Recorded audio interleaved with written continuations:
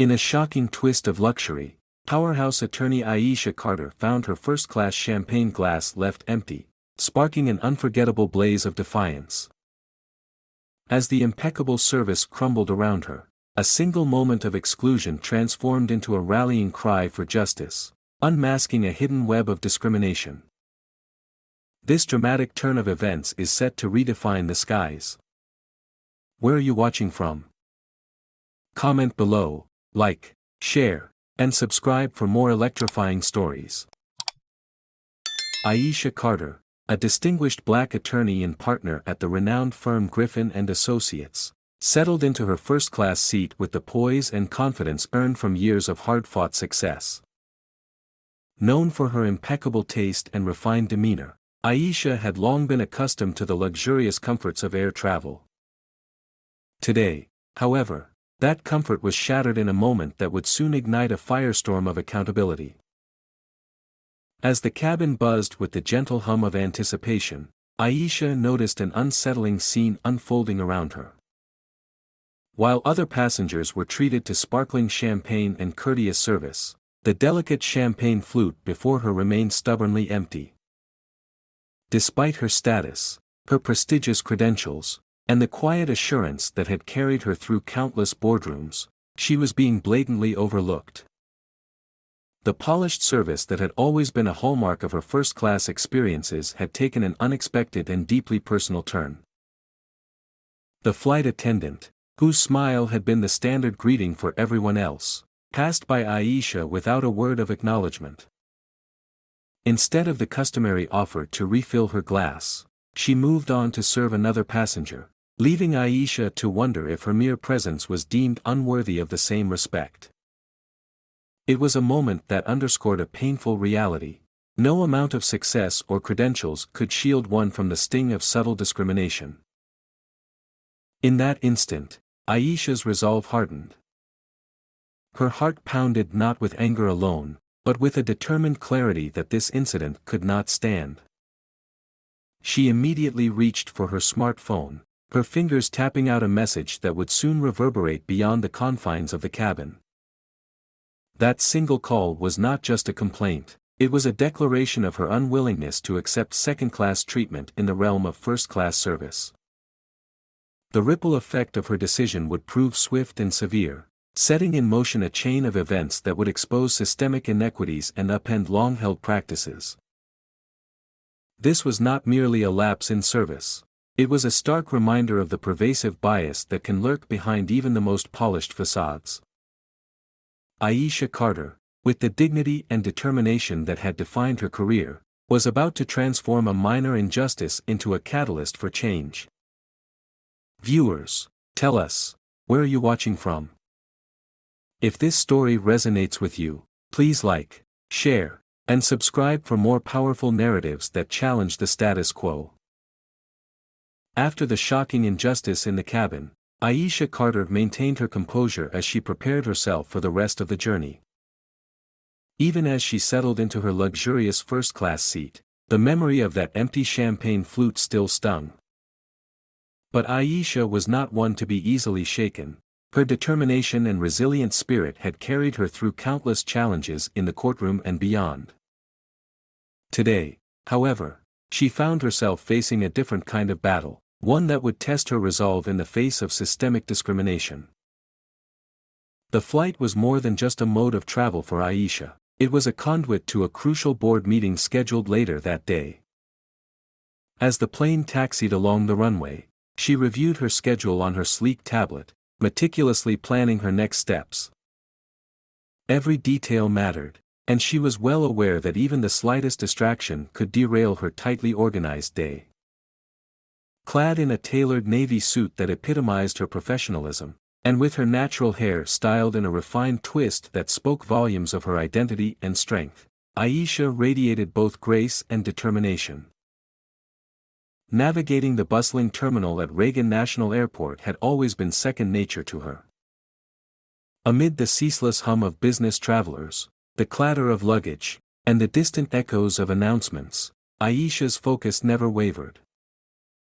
She bypassed the usual hustle with a calm, purposeful stride, each step reaffirming her commitment to excellence despite the discriminatory setback she'd just endured. The incident had not diminished her drive, rather, it sharpened her focus, serving as a potent reminder that no one, regardless of success or accolades, should be denied basic respect. In the midst of the pre-flight bustle, Aisha's mind oscillated between the looming pressures of the day ahead and the indignation of her recent experience.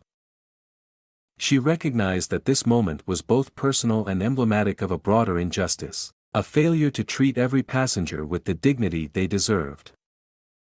With resolve hardening within her, Aisha began to formulate a plan, determined to address the injustice not just for herself, but for every person who might one day face similar discrimination. As the engines roared to life and the plane ascended, Aisha Carter silently vowed that this incident would fuel her advocacy, transforming pain into a rallying cry for systemic change. When the final boarding call for her flight echoed through the terminal, Aisha Carter stepped forward with unshakable confidence. Holding her first-class boarding pass in one hand and her meticulously organized carry-on in the other, she walked towards the gate with purpose, her stride both elegant and assertive. Despite the lingering memory of earlier injustice, Aisha's poise never faltered. Her demeanor was a blend of determination and calm professionalism. As she entered the aircraft, the familiar luxury of the first-class cabin greeted her, a sanctuary of refined aesthetics and attentive service, or so it was supposed to be. While other passengers received warm greetings and personalized service from the flight attendants, Aisha couldn't help but notice a subtle yet palpable discrepancy in how she was being treated. From the moment she settled into her seat, she observed the flight crew interacting enthusiastically with her fellow travelers. Their smiles, the gentle tone of their conversation, and their attentive gestures towards others painted a stark contrast against the distant treatment she had experienced earlier. Aisha's eyes swept over the cabin, absorbing every detail, the meticulous arrangement of the seats, the soft murmur of conversations, and the air of exclusivity that normally permeated first-class travel. Yet, amid this orchestrated perfection, she sensed an unsettling dynamic. Her presence, though indisputable and backed by years of professional success, seemed to fade into the background. The crew's behavior spoke volumes. Small gestures, like averted glances and half-hearted greetings, subtly excluded her from the hospitality extended to others. Determined not to let this slight go unnoticed, Aisha maintained a vigilant composure. Her mind, ever analytical and precise, began to piece together the pattern of discriminatory service she had just encountered. Every unreturned smile and every overlooked gesture became evidence of a systemic failure, one that she was now more resolved than ever to confront. As the aircraft prepared for takeoff, Aisha Carter's resolve crystallized. She would document every moment, every nuance, and use this experience as a powerful testimony in her fight for equality. The journey ahead was no longer just a flight, it was a statement. In the midst of the first-class service, Aisha Carter's heart sank as she noticed a glaring disparity in the treatment she received.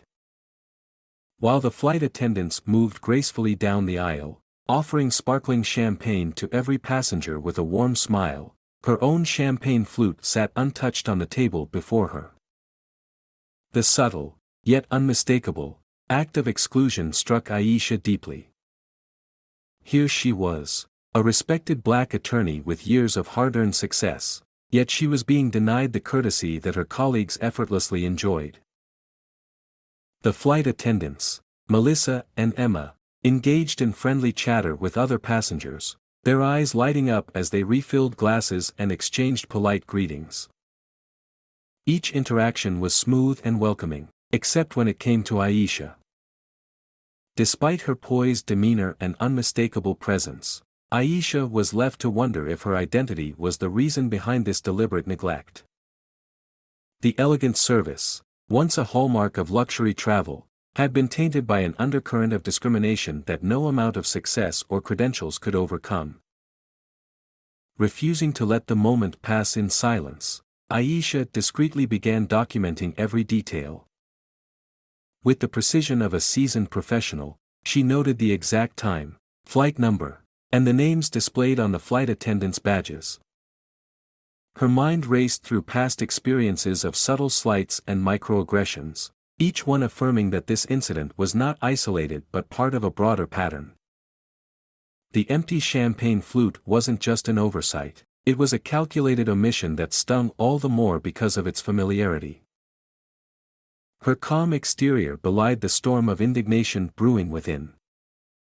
Every unreturned smile and every avoided glance became a stark reminder of the systemic bias that had been woven into the fabric of everyday interactions. As she sat there, watching Melissa and Emma seamlessly attend to the other passengers, Aisha's determination solidified. This was not the behavior of a competent service team, it was a failure to respect a valued client and a blatant disregard for equality. Aisha's resolve grew stronger with each passing moment. The injustice she experienced in that small, silent act would not be tolerated. It was a moment that would drive her to seek accountability and demand systemic change, not only for herself but for all those who had been marginalized. As the plane continued its journey, Aisha silently vowed that she would turn this slight into a catalyst for transformation, ensuring that such discrimination would never be brushed aside again.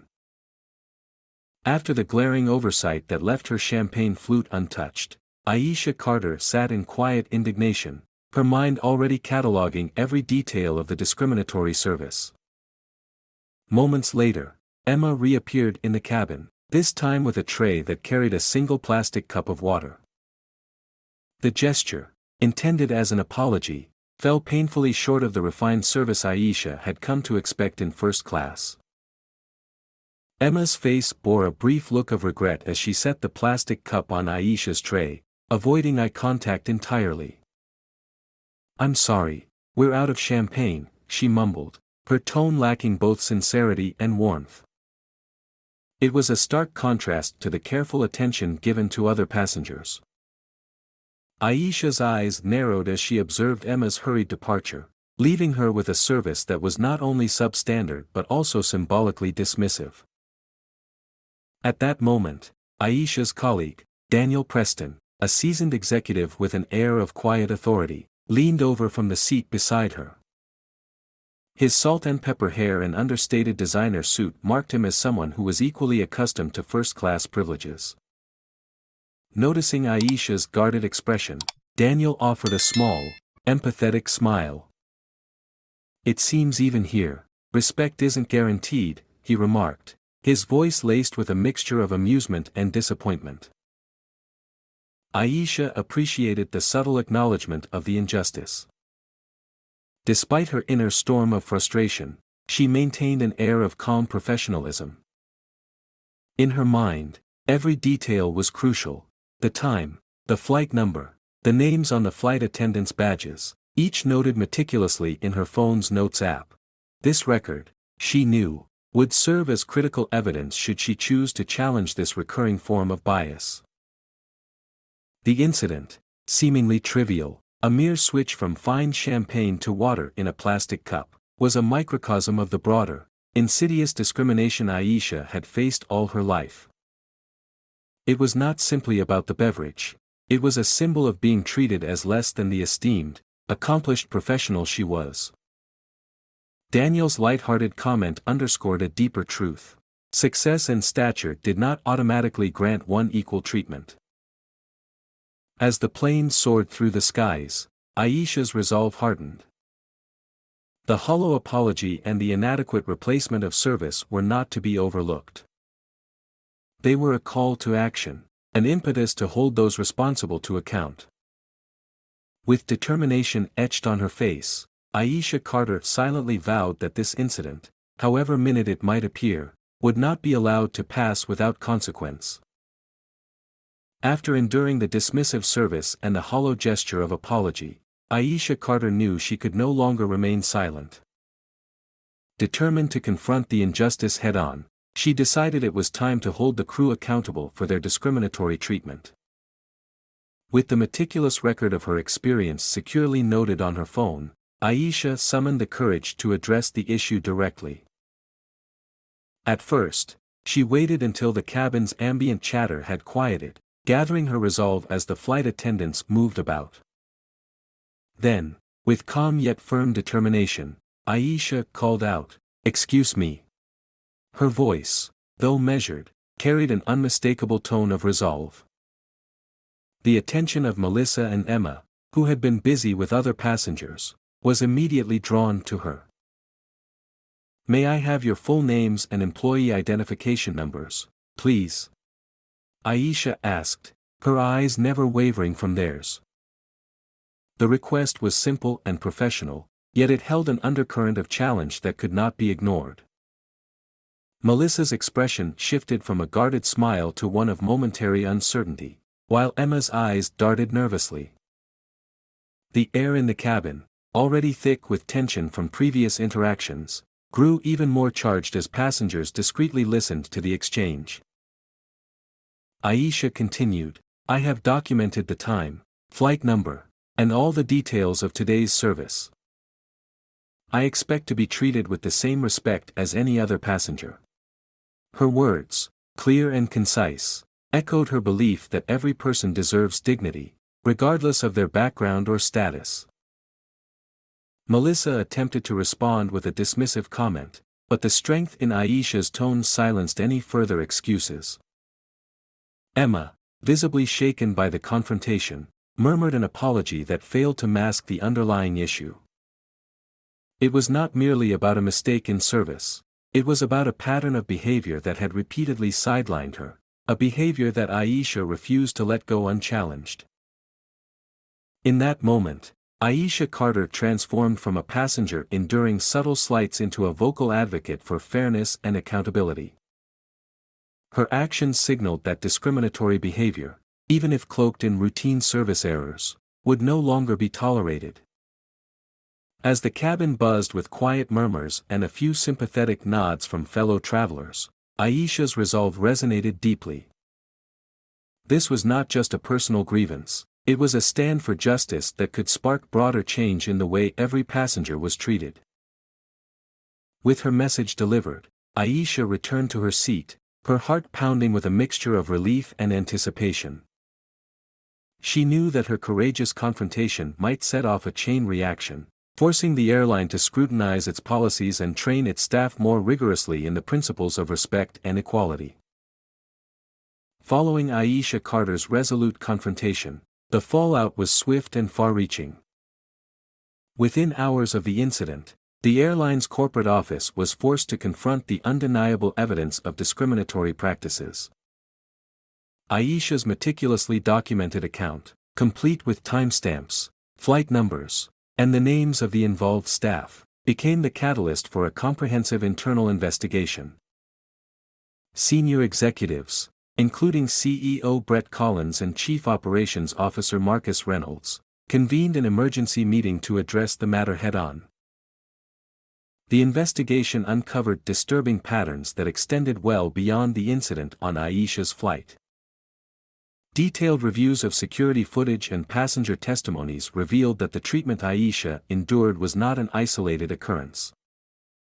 Instead, it was part of a broader culture of complacency and bias that had quietly infiltrated the airline's service protocols.